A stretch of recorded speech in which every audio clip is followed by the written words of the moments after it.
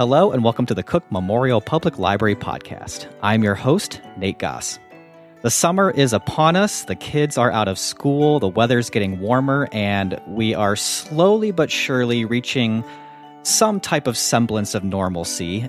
And so with that normalcy at the library comes our summer reading club. Last year, due to our limited services, the Summer Reading Club ran at a very limited capacity, but we are very happy to bring it back into full swing this year. And so we thought we'd have the head of our children's department, Melissa Phillips, back on the podcast to talk a little bit about what you can anticipate and how you can join our Summer Reading Club this summer at Cook Library. So, Melissa, welcome back to the podcast. Hello. I'm glad to be here. So summer reading, this is like the biggest thing of the year, especially in the children's department, and we're so excited to be bringing it back. Can you just maybe really quickly, what is Summer Reading Club all about this year? Well, it's interesting because summer reading, of course, is something that's very familiar. All libraries do it.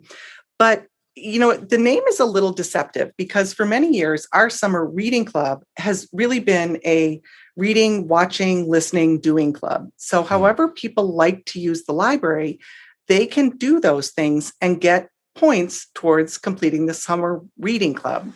And because it is for all ages, from babies to, all the way as old as an adult can be, there's a lot of opportunities for everyone to participate. So the goal really is to help people use the library in a fun and interesting way. We've kind of been doing it that way for quite a while now, and it makes it so much more fun and so much more holistic. But one thing that I know is new this year is the way that patrons can sign up. So I'm very excited about this. Can you talk a little bit about if someone wants to join the reading club, how do they do that? Yes, this is the first year where we have had the ability for patrons to participate fully online if they want. They can register online, they can keep track of their books and activities online. And then when they complete the program, they let us know and they come in and get their prize. Now, patrons can participate in the old-fashioned way. They can come in and get a print log. But for a lot of people, they want the convenience of being able to keep track of their activities themselves, wherever they are, whenever they are. And to be honest, some people are still not super comfortable going out in public. Another thing that's kind of fun about the service is that as you complete certain activities or reach certain milestones, you get little online badges. And then the other thing that's neat is that you can automatically receive at the end of summer reading, in addition to your prizes, which I'll talk about in a moment, you also automatically get entered into a raffle for another prize, which I'll talk about into a moment. Here's another neat thing about the service, and parents will really like this. When you register as a parent, your children's accounts all can be registered under your name.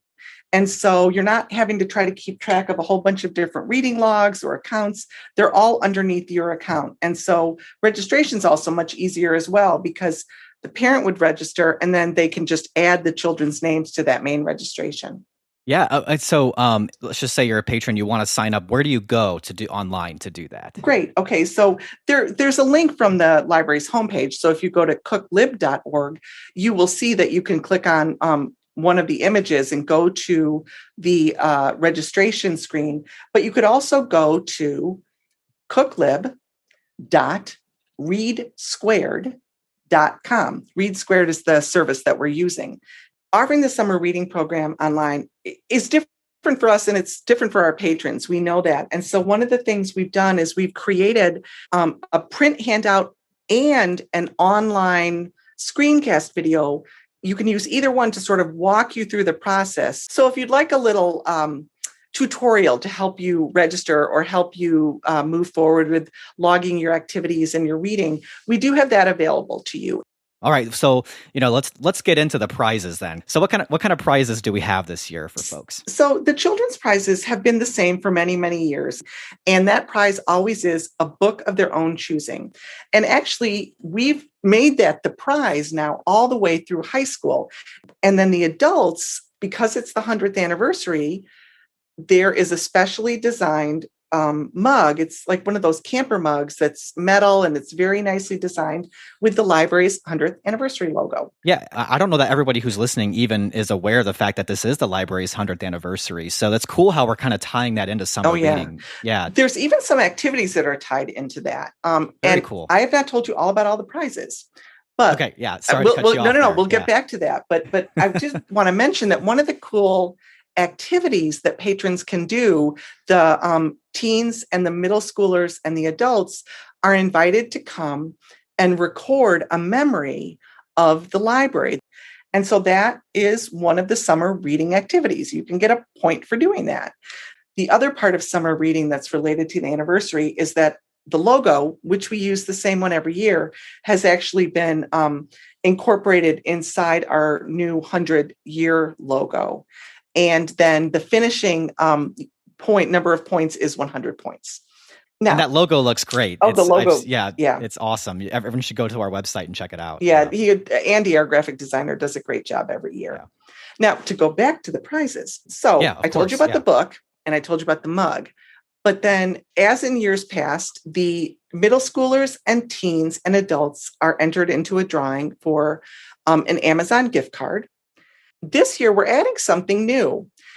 In years past, we've always had summer reading t-shirts for sale. But this year, what we're doing for the first time is we are offering them as prizes. And so what will happen is for every 100 points a person earns, they will get a raffle ticket for a summer reading t-shirt. And you can choose what size you want. And then we will draw a certain number of tickets every week. And those people will get a summer reading t-shirt as their prize. Now, if you don't get drawn the first week or the second week or the third week, your ticket stays in there. Plus, if you continue to earn points, if you go past the final 100 completion point, which you can do, you can read more books, you can do more activities, you get another raffle ticket. Okay, so there's the summer reading club and all of the sort of awesome activities one can do. But obviously, summer reading also has to do with what's going on at the library itself. And, we still are sort of in the process of slowly kind of opening more and more services up to patrons. But there is one very cool feature at the Aspen Library I was hoping you could talk about. Yes. So this year, as we were thinking about summer programming, we wanted to see if there was a way that we could have some sort of in-person gathering. Now, in the children's department, we are being especially careful because children cannot be vaccinated yet. And also, some adults aren't maybe comfortable coming into an indoor setting. So what we decided to do was rent a tent. Mm-hmm. So we have a 20-foot by 30-foot tent on the back lawn at our Aspen Drive Library, which is where we had some space to put it. And that is where we will be hosting some outdoor programs. And so we're going to have a variety of different types of programs there. We just actually had the first program yesterday. It was baby story time. And when we set up the children's programs outside, taking care of the children's safety, everybody has to wear masks and sit 6 feet apart. And we were trying to figure out, how do we mark the 6 feet? And how do we have these parents and their babies stay in the 6 foot area? So we got big blow up pools. And so we have blow up swimming pools, little kiddie pools, and the grown up and the child sit in the kiddie pool and do all their, not filled with water though. No water. They just have their props, their book and their scarf. But then also we do have the ability to set up some tables and chairs, again, socially distanced, and we'll be doing some other children's programs. We're going to do a Lego program there. And this year, instead of having the kids just dig into a big bin of Legos, they will be given a little tray with their own Legos on it. But the teens and adults are doing programs out there as well. They're doing craft programs, book discussions, so they can sit and, in a circle.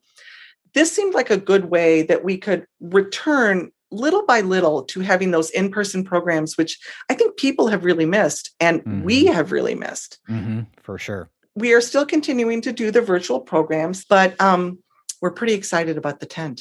That's great. So it sounds like there's, quite a bit going on this summer. Very excited about it. I know summer reading actually started just a few days ago on June 1st. Now, how long do people have to do these activities?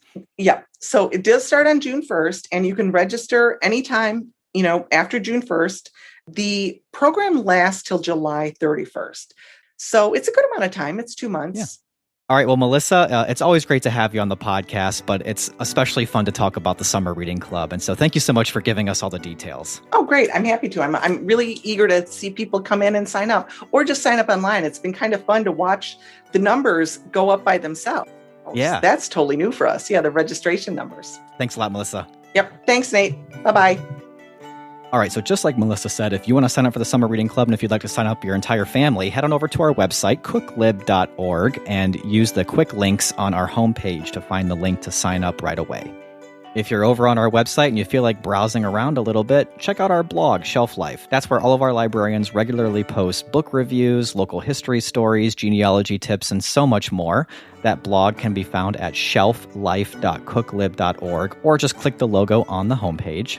If you ever have any questions for the podcast or just want to reach out to us and say hi, please send us an email. Send those messages to webmaster@cooklib.org, or you can also reach out to us on Twitter @cooklibrary. And if you enjoy this podcast and would like to help us out a little bit, please consider giving us a nice rating and review over on Apple Podcasts. Those reviews go a long way towards getting our podcast into the ears of new listeners.